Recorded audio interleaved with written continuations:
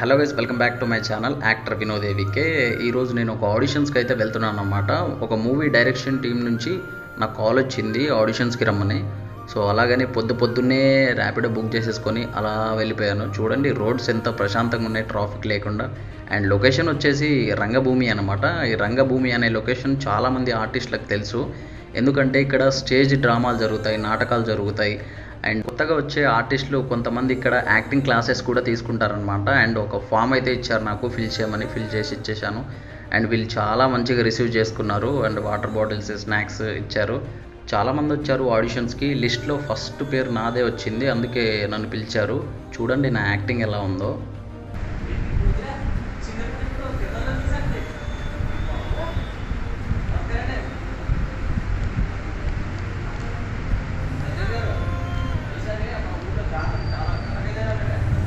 మొత్తానికైతే నా ఆడిషన్ అయిపోయింది. మిగతా వాళ్ళు ఇచ్చే ఆడిషన్ చూస్తూ ఈ మాజా తాగుతూ అలా చిల్ అయ్యాను.